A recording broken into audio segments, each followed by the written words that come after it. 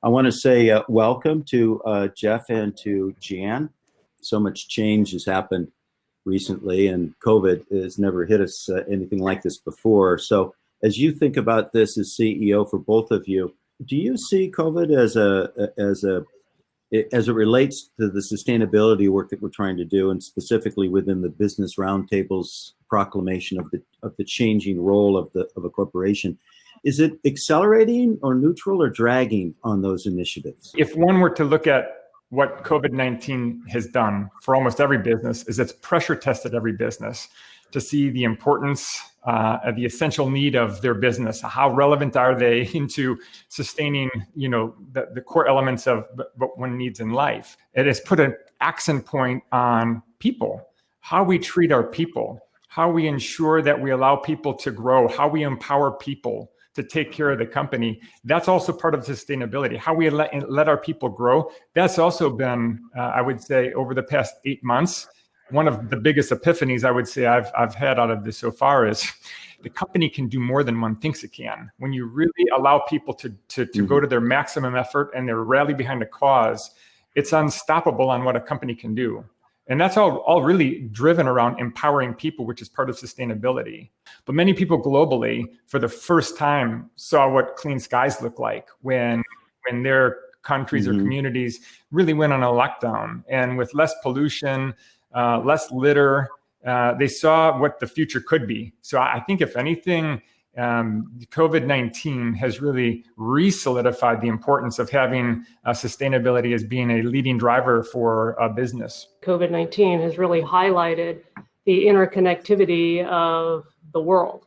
And I think that is something that resonates, whether you're talking about people, planet, or product. What I think is kind of interesting is that Jeff, being from Tetra Pak, and myself at Bumblebee, we both have these 3 pillars. His are just slightly different, but they are about people, product, and planet when we talk about the Bumblebee Seafood Company.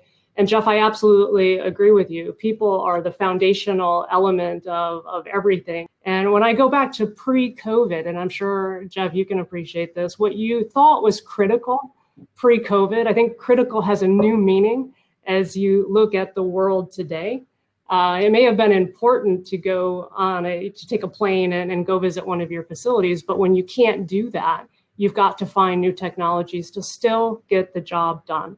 And so bringing that back to sustainability, we're not stopping on any of our initiatives. We're just finding new ways of delivering on our promise. But obviously with COVID, we've got to do it a different way.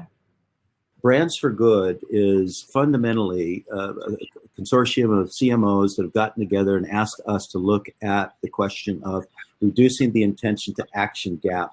Consumers say that they have the intention to have a sustainable lifestyle. They oftentimes don't know what to do. Could each of you talk a little bit about what are you doing as businesses to get these messages out to the consumer? Every consumer's definition of sustainability is different. In fact, we found just inside our company when we were talking about sustainability and how we changed the narrative, that even inside our own company, people's lens of sustainability was different. And now we've got a great group of consumer marketing people forcing us to change the narrative and talk in a language that resonates with our consumers. So if I'm talking about the biomass or maximum sustainable yield or monofilament lines, people's eyes glaze over. So you have to resonate with that consumer and find something that talks to them. And our consumer, they look at sustainability a lot from the standpoint of quality. And so if we can resonate with them from the standpoint of quality, that perhaps the MSC certification represents quality, that's a way to start the conversation. And again, these conversations are not one-offs. They're conversations that take time. But if you can start the conversation, then you can start layering in all the messaging that you want to give on sustainability, whether you're talking about how sustainable the can is, or the paperboard overwrap, your recycling program. But you have to hook them, no pun intended, first with something that resonates with them. And I think resonating with them is finding the right language, and meeting our consumers where they are. So just building on some of the concepts that Jan had just mentioned, one of the platforms that Tetra Pak has, which is really driven into sustainability, is a full traceability from farm, let's say, to fork platform. But really, when you take a look at how are we helping drive the sustainability lifestyle, for those that want to transform into the low carbon economy, driving a platform to a higher use of renewable materials for packaging is a good start. And for a starting point, we're north of 70% and growing. So for example, on some of our packaging materials, when you add the bio-based layers, we're in the 80% renewable materials. We help our customers hit their goals because we invest in driving a sustainable platform for packaging.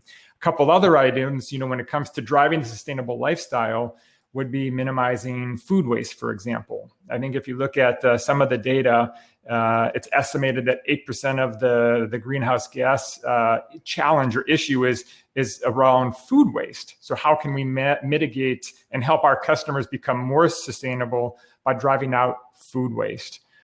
We have time for one more question and then maybe a quick conclusion on each of you. So the final question is, what can the pandemic teach us about the next decade of challenge regarding climate change? The only way to address something like that is for everyone to recognize that they have a part in the solution. You look at, for example, plastics in the ocean. No one country or no one business is going to solve for the issue of plastics in the ocean.